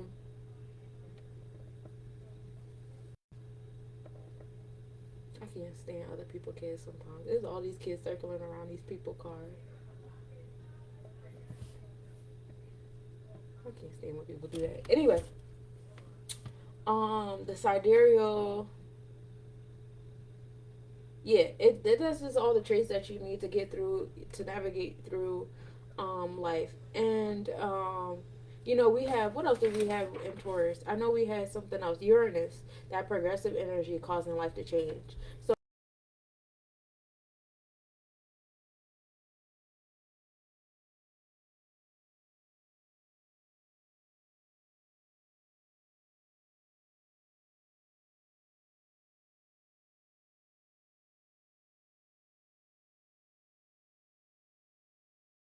true gold is like, don't remove yourself, massage it and manipulate it so that you're still receiving that pleasure energy that you need, but it is manipulated to something that you want. You know what I'm saying? Don't remove pleasure from your life. I know a lot of people, like, certain things don't go right or they don't go well for them, and it's like, oh, I don't want to date anymore. Oh, I don't want no more friends. Oh, I don't want a business venture no more. Oh, I don't want to do this no more. I don't want to do that no more. And that's cool if that's what you truly want to do, is cut it off. Now, if you don't want to truly want to cut it off, don't do that. Um, Society has groomed us so well and made us really forget who we are and where we came from in our culture. All this one man, one woman marriage shit, we didn't do none of that. We didn't have monogamy and polygamy words. We literally just, you. If I like him too, then I like him too. And if y'all mad about it, then that's y'all business. But this is my body. Neither one of y'all gonna come to me about it.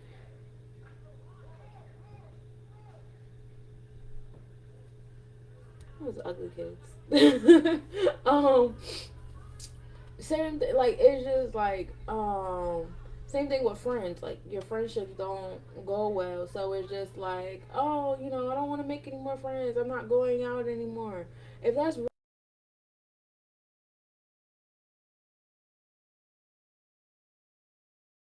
you like because things didn't go well, like that.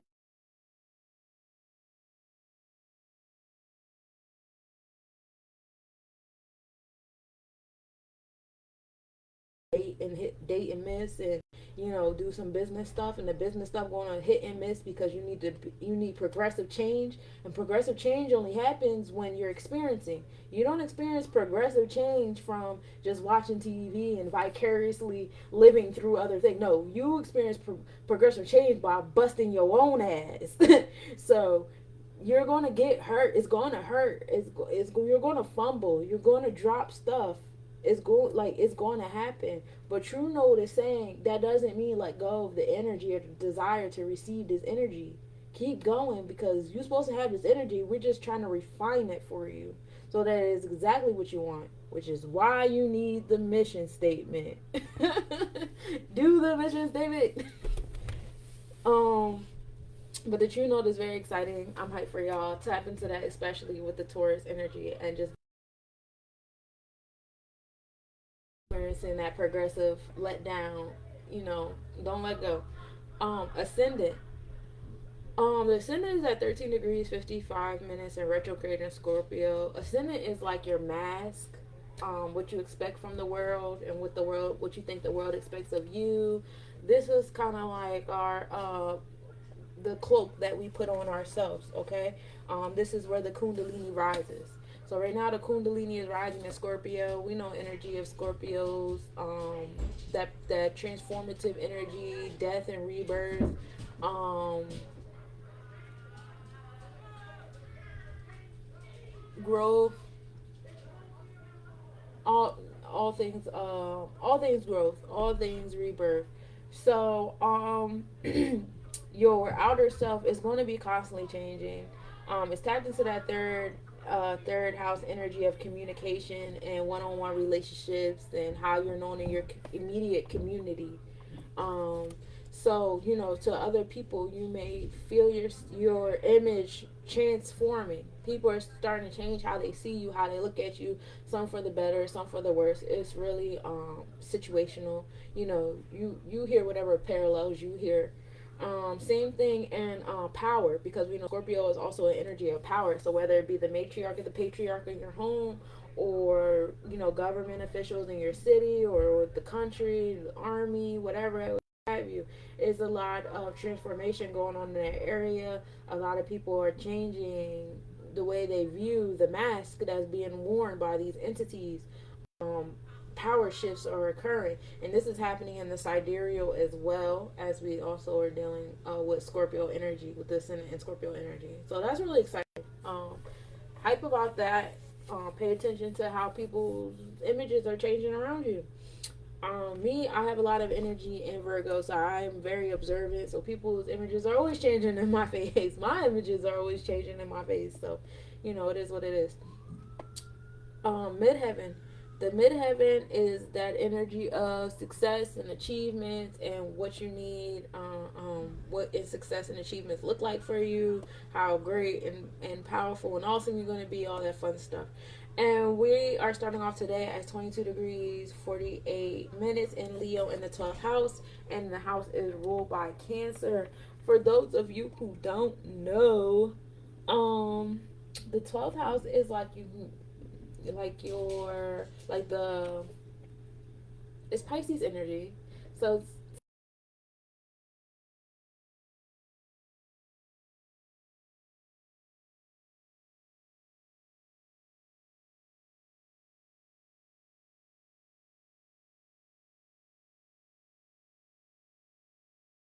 a lot of us are doing it, and this is why I'm intentionally creating the spiritual voyage in June, because to create more healers, we all should be healers, we all should be healing. This is not a competition of who can heal who better and whatever.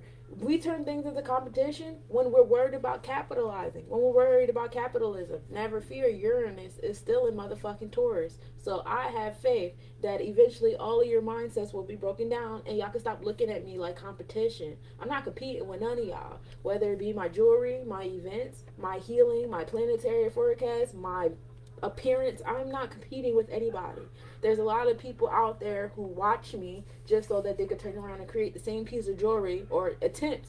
But the thing is, you can't make anything exactly how I made it, because you just can't. I don't even make anything exactly. That's why I intentionally do not try to make doubles, because I'm never going to be able to imitate anything that I do, and you're never going to be able to imitate anything that I do. I am not your competition, baby. You are your competition. And even then, you shouldn't be your competition. Because if you're competing with yourself, you're going to go out into the world and think everything else is a fucking competition. And like, some stuff is just be. We all should be healing. We all should have knowledge of crystals. We all should have knowledge of all the metals, not just copper. Copper is not the only metal with a destination. All metals have destinations. That's no different than having the mindset that only gold and silver is important. What about platinum? Because platinum does a lot of shit. So does aluminum. Zinc. Zinc is an awesome alloy. So is brass and bronze. I would put that shit on everything. Like, there's so many other things going on, not just the one or two things that society is teaching you is the best, because why? We live in a competitive environment. No. Everything is important here. Everyone is important here. All right. Also, keeping in mind that this 1% that we're paying attention to, this is, me tapping into that Leo energy of leadership and stuff like that. The 1% that we think rules the 99% of wealth and things like that. Now here come the cops. It was a bunch of little kids. I think the youngest kid out there was probably like 9 or 10, out there boxing and stuff. Like, first of all, y'all shouldn't be acting like that, but somebody called the cops on a bunch of kids. Anyway, I said that too. Like, they shouldn't be over there on that person's car. Right, even pyrite got a purpose. Everybody want to talk about fool's gold and stuff like that, but everybody, I love pyrite. I'll be rocking that. I got this pyrite choker that I made. That's my jam. But yes, everything has a purpose. Not just the things that society is directing us. You want to know why society puts so much time into saying diamonds and gold and silver? Because their friends at the 1% table own stocks in those businesses. If I own stocks in silver, and I also own a television network that hosts 30 channels, and I own 2 radio stations, because it's all about diversifying my portfolio. And then I own a jewelry store, and I own some production studios. So the production studios, of course, they're going to only utilize, or mostly utilize, items that have the metals from the companies that I've invested into, right? Well, makes sense. That's me making money on top of my money. If I own channels, I'm only going to put commercials for the businesses that support my stocks. I'm only going to put the news is only going to talk about companies that support or destruct my stocks. Like, I'm only going to put things I care about. If I run television shows, all the jewelry that they're wearing and the commercials and the TV shows and the music and the movie video, it's all going to be stuff that I own stocks in. That's how this works. Why do you think that for a whole year everybody was drinking fucking Nuvo? Because the person that owned all the channels and all the production studios and the music record studios, he bought stock in Nuvo. So he utilized his other businesses to push the Nuvo. This is how it works.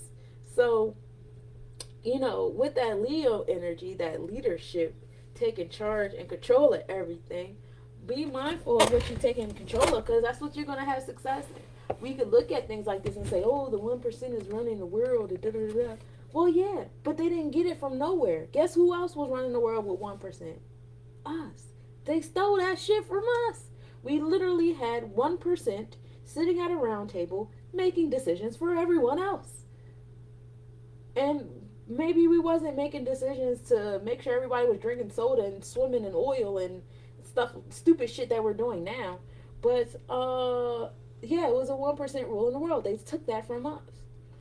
With that being said, even though we're trying to get as many healers as we like, with there being 7 point whatever billion people in the world, only 1% of that 7 billion are going to be healers, are going to have the Akashic records, are going to have the ability to make change and do change in the world. What is 7% of what is 1% of 7 billion?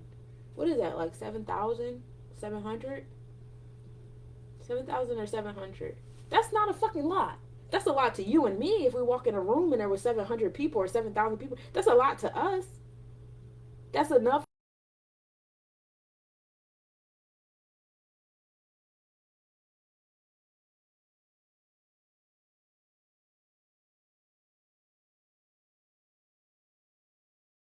You know what I'm saying? You get what I'm saying? It's only 1% of us that's going to make it, baby. Only 1%. We only need 1%. The rest of this energy is extra energy. It's like the blood cells. Just the blood cells moving oxygen around. That's what everybody else is doing. They're the blood cells moving oxygen around.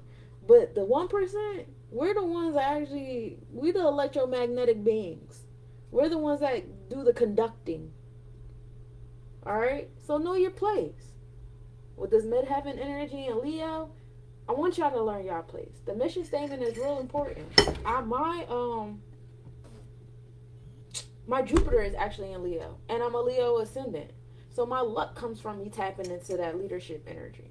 My overall mask, my overall face is tapped into that leadership energy. Like, I'm a leader. I already know I'm a part of a 1%. I don't even gotta say that out loud. I've been told that by many people that I haven't had to say that to. It's the energy I give off when I walk in a room. You already know what it is when I'm here.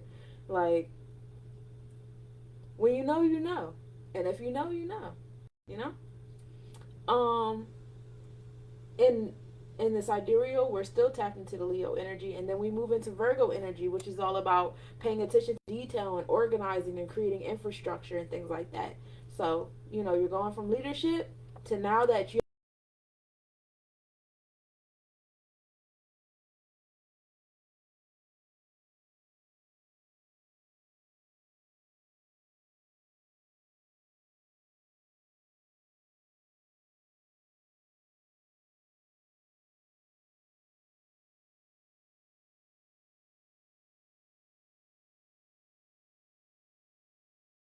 forecast.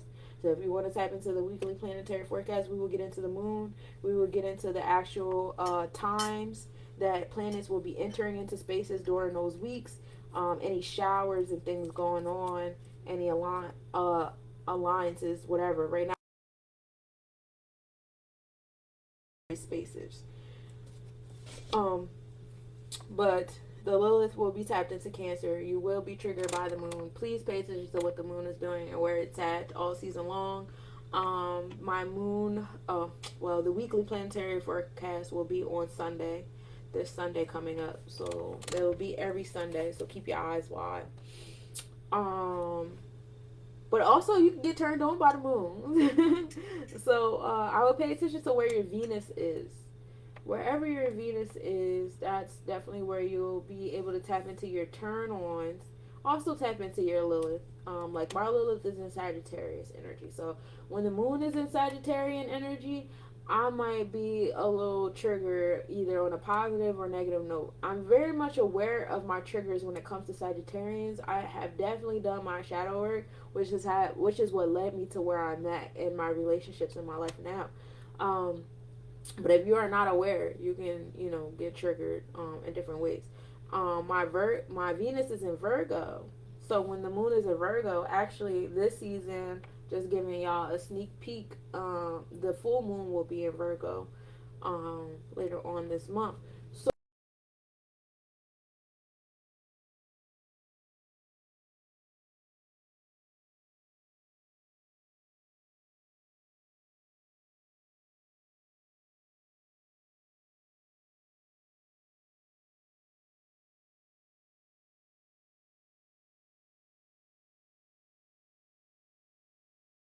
again, when the moon is in Virgo, that's another, when the moon is in Virgo this month, shit about to be real.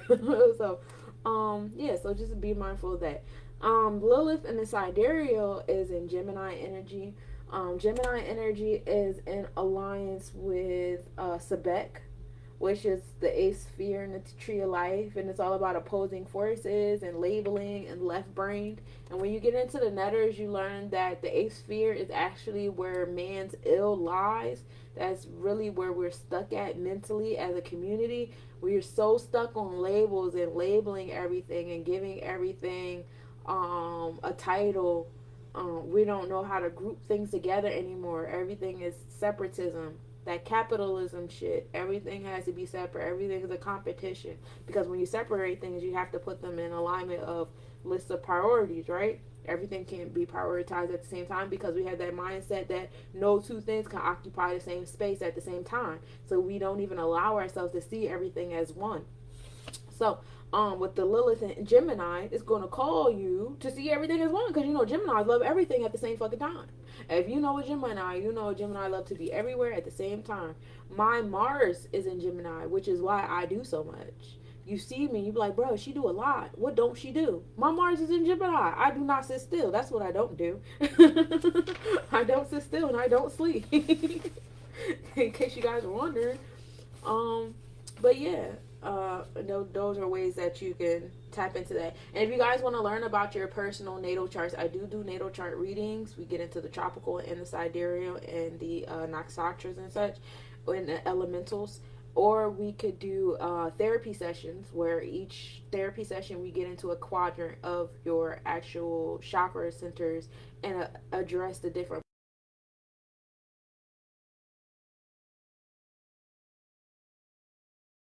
each session. So those are two things that I give you. We're gonna move on to Chiron. Chiron is the it's the masculine. It is the yang of Hygeia, which is all about healing, your healing stuff, how you're healing, how you grieve, how you heal from wounds, all that fun stuff. And it's sitting in Aries energy, so we're being aggressive and assertive with the healing. We ain't playing. We really going to heal. We're going to, I do see a lot of you guys aggressively healing. You're not giving yourself a chance to even sit back and be indoctrinated. You guys may be triggered when someone contacts you to get you to renege or regress in your healing.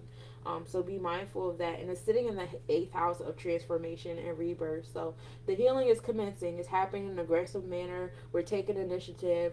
When Aries energy hits, because we'll still be in this Aries energy, and Chiron is going to be like just double energy. Know that for every energy, there is an equal opposite energy. So while we're over here healing, other things are going to be falling apart. Everything your business, you can't save everything, you can't catch everybody. If your healing is causing destruction in other areas, that's saying something to you. Now, which one is more important, you healing what's destroying you, or you healing what needs to be healed, what you wanted to get healed in the beginning? You can't sit up here and say, I want to heal from oppression and white supremacy, and then get sad and start crying when you see white supremacists killing themselves. which side are you on?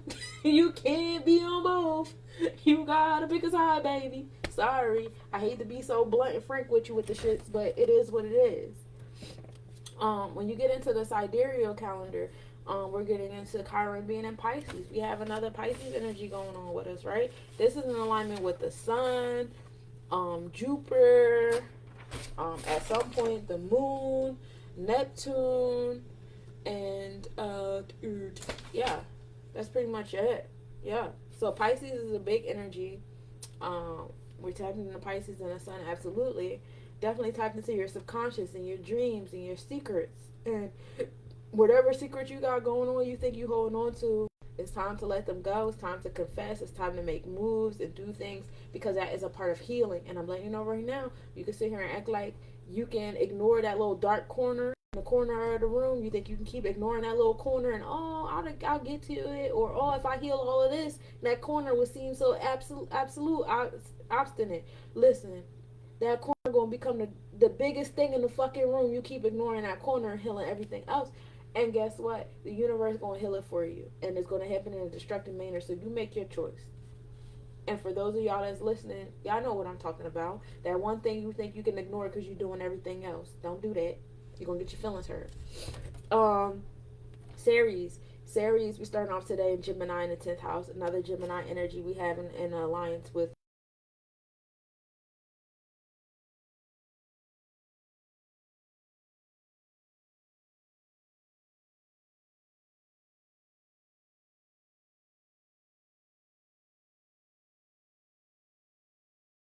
uh,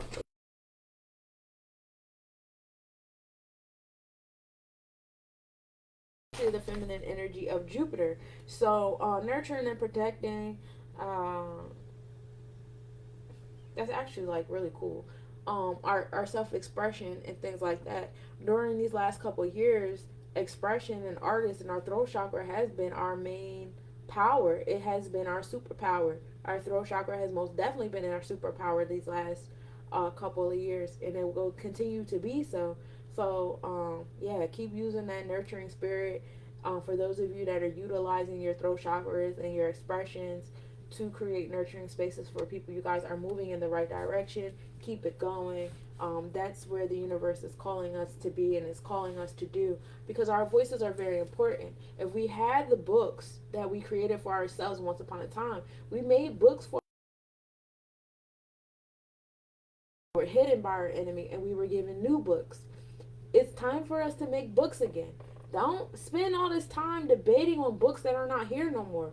Everything that you wrote down is already up here, but you keep ignoring it because your root chakra is not right. Your root chakra is not right, so you're not secure in the voices that you hear. You think you're just hearing shit. You think you're just going crazy. You think it's just a song that's stuck in your head. You think that this is just a random dream. You have no idea where it came from, or this is just randomness, and everything is just random because you're not secure in your root chakra. Nothing is fucking random. All right. Um, get that in alignment. That way you can utilize your expression accordingly with conviction, with confidence, with grounding. It's very important. And 10th house is all about achievement and success. So you're gonna be successful doing that. And that's ruled by Taurus. And it's gonna make you feel good when you're successful. Palace is, I want to say, it's the feminine structure to Mercury, and it's all about your mentality. No, it's the feminine side to Uranus. My bad. And it's all about conscious rise and transformation, transforming consciously. So Uranus is about us transforming on a physical level, and Palace is all about us transforming on a psychological level. Right now, we're transforming psychologically in that Aries energy, that assertive, aggressive, warlike, taking initiative. When the sun hit Aries, something might happen. It might. I have a prediction that,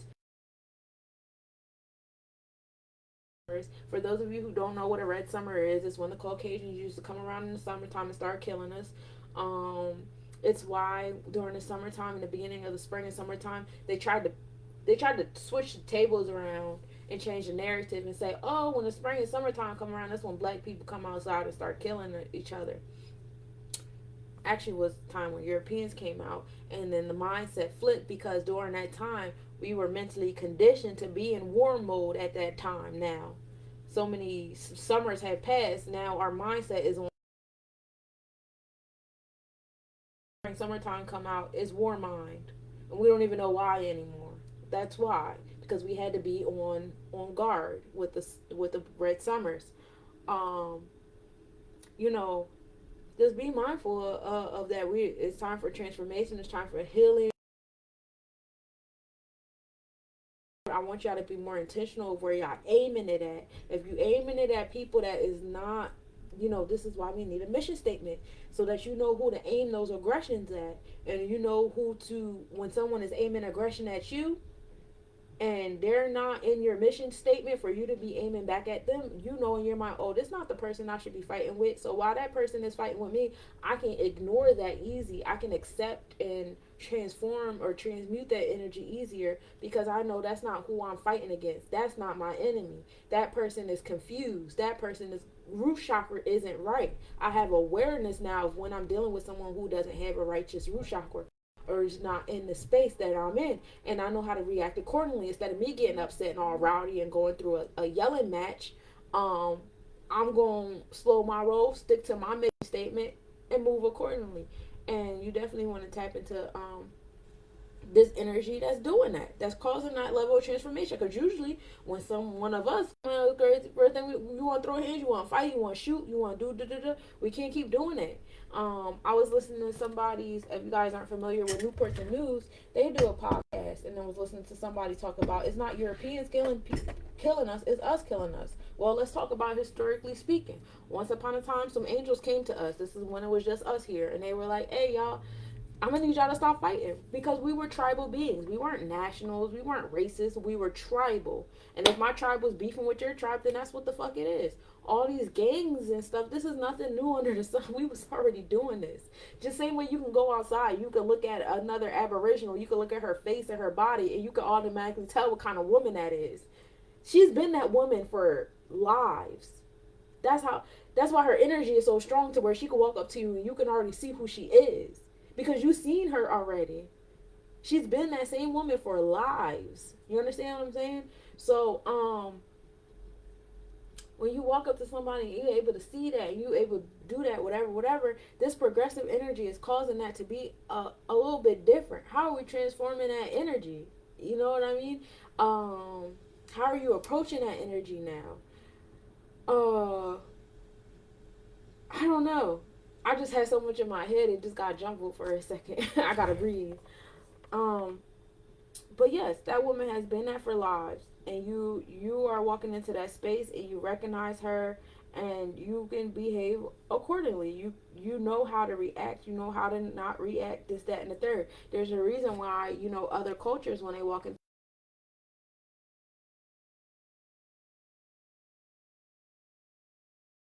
this, you can't tell that, but I can tell yours, because I've been here longer than you. But yes, historically speaking, we were tribal, and we were going against each other, and we were fighting back and forth. And some angels came down and was like, hey, you guys got to stop fighting, because it's creating a force that's coming. And the force is going to divide y'all even more so.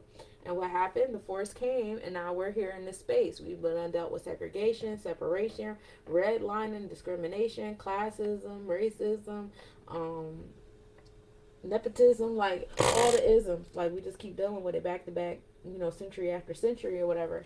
And this is something that we put upon ourselves. This was something that we were already doing to ourselves. We already had classism. We already had sexism. We already had tribes that men weren't allowed in, because these were tribes of refuge women that were sick of the men kidnapping them and raping them and stealing their children and doing all this nonsense. You already had tribes of men that were just going around eating people. You had tribes of men that were just going around conquering things and people and places. We already had those tribes. They were already going to war. We already had the 1%. We already was doing this to each other. And the energy came, and just like we absorb energy, those beings reflect energy. They literally reflect light. I don't know if you guys watch wrestling, but there's this one wrestler I like. He's Irish. I forget his name right now, but he was a part of a tag team. And I remember this one scene where he goes out and the lights are real bright, and he is so fucking bright. He's literally reflecting the light off the stage.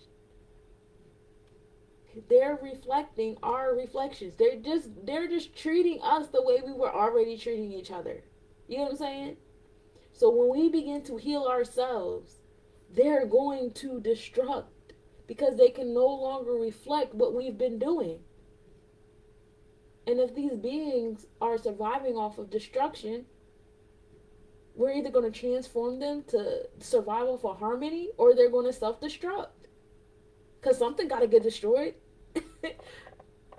So be careful. And it's okay. It's okay. The transformation is okay. Everything's going to fall to waste. All right, I got 2 more placements left, and then I'm done with y'all. Then y'all can tap into me for the weekly planetary forecast on Sundays, where we will get into the moon calendar and special happenings and alignments. All right, moving on. So Juno is all about our feminine side of power, and we are dealing with Aquarius energy, that revolutionary energy, and it's in the 6th house of wealth and daily routines, health, wealth, and daily routines, and that's being ruled by Capricorn, creating that alignment. So that's where our power is going to come in, being revolutionary and creating that alignment.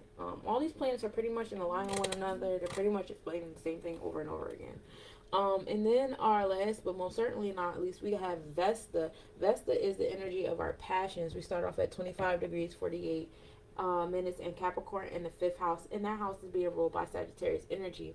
Our passions is sitting in us rearranging the order of structure, the order of authority, and things of that nature in our life, and we're doing that in the childlike energy of that 5th house of Leo. Leo is the house of romance and inner child and leadership. And Sagittarius energy is about new philosophies and changing mindsets and things of that nature. So that's where our passions are going to lie. That's where a lot of our passions have been lying, with changing infrastructure, with becoming the infrastructure and things like that. For those of you guys who have known me forever, y'all know I've been wanting to be a doctor president forever. So the whole like joke about me running for president, I low key was kind of serious. I am thinking about running, but yeah, all these things. So that is the planetary forecast for y'all. I thank y'all for tapping in. Tap in this Sunday at, I don't have a time yet because on Sundays I usually do trading Sundays. So it might not be Sunday. It might be on Monday. But if y'all tap in with me, we'll be able to go over the moon forecast, what the moon will be doing for the week, and things like that. And I also, since we're sitting here, I will give y'all the moon forecast up until Monday. That way y'all could just know. And when is the Monday? When is the Monday? Monday is the 7th. All right, so let's do it. So today we're at new moon. We're at 0%, and this is the moon of rebirth and letting go, and it's in Aquarius energy of revolutionary vibes. We have a morning visibility of Juno, so you'll be able to see Juno in the morning. We know Juno is the energy of power, so power is on fleek today, which we had the State of the Union address, so that helps with that. Mercury is in conjunction and minimal angle with Saturn, meaning they're super close. Saturn being the larger planet, we know Saturn is going to have the bigger energy than Mercury. So Saturn's challenges and fears and stuff is going to be engulfing your throat chakra today. Be mindful, be aware. Moon and Jupiter are in conjunction today. Around 2:18 they were in conjunction. Jupiter, we know, is the energy of wisdom and things. They're both in that Aquarius energy. So Jupiter being bigger than the moon, be mindful that Jupiter is going to engulf your inner sides today. So that energy of wisdom, of breaking traditions and stuff, it might either clash or just feel greater than how you feel on the inside. So you might be fighting some actual emotions and feelings today, so that you can go do something that's going to be of a greater good. So be mindful of that today. So if you're feeling lazy, if you're feeling this, you're feeling that, you feel yourself combating with it, go with the combative emotion. The new moon tomorrow on the 3rd will be at 1%, sitting in that Pisces energy of subconscious dreams and secrets. We're dealing with the moon and Neptune in conjunction. Neptune being bigger than the moon, you can definitely expect that subconscious and dreamy like energy to be popping out tomorrow. Expect big dreams and big daydreams, and go ahead and follow through with them. journal them, etc., etc. I always tell people to keep a journal upon them because those are the history books of the future. Waxing crescent moon we tap into on the 4th, and that is on Friday. So the waxing crescent is the moon of regeneration. We'll be sitting at 5%. This is when the moon starts peeking out, and this is when we start making our plans because we done had all those dreams the night before, and now we're implementing those dreams. Ursa Major is going to be opposite the sun during that time. Ursa Major, I want to say, is the star in the Virgo constellation. As we know that Pisces and Virgo are opposite. My half birthday is coming, y'all. March 19th. Woo woo. On March 5th, we will be at 11% in Aries. Jupiter begins its maximum brightness, so we'll be able to see Jupiter more often. It'll be starting at 11:34 a.m. So that big planet of wisdom and breaking traditions and things like that will be popping off. Also on that day, it'll be the furthest distance from the Earth, and it'll be in conjunction with the Sun later on that evening. Mercury and Deneb Algidi will be at minimum angle. For those that don't know, Deneb Algidi is a star in the Capricorn constellation. It's a part of the tail of the goat, and it's about happiness. It has the energy of Saturn and Jupiter, which brings dignity, being pious and conservative. It also affects the blood vessels and nerve connections. All right.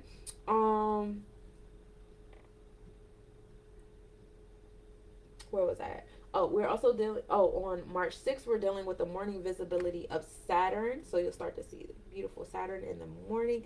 And the moon and Uranus will also be in conjunction. Uranus being bigger than the moon, you'll feel that progressive energy going against how you feel in the inside. You might feel some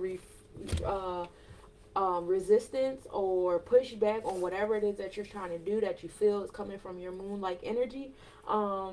So be mindful of that. Your moon-like energy at that time is going to be in Aries. So it might be like an assertive or aggressive, whether it's you with yourself or you with another person or entity versus entity. Definitely keep your eyes on the news on that day, with that energy of progressiveness all sitting up in Aries energy. Very important.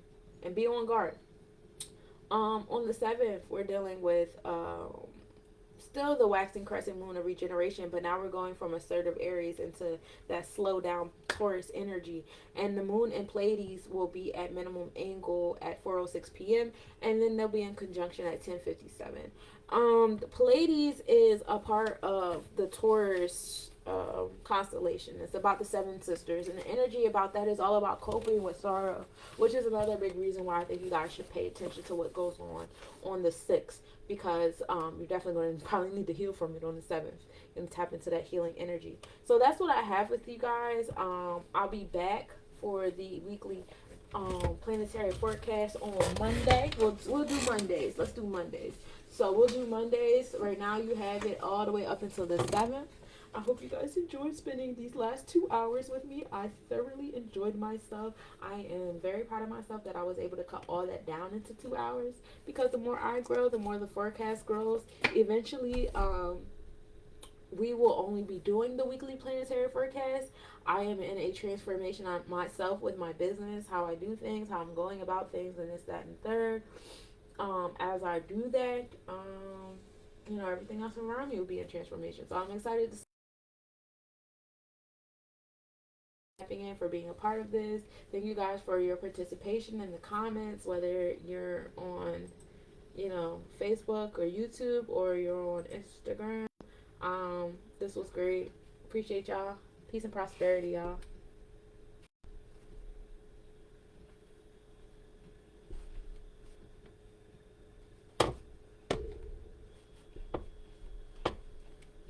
I couldn't find my mouse. Hold up.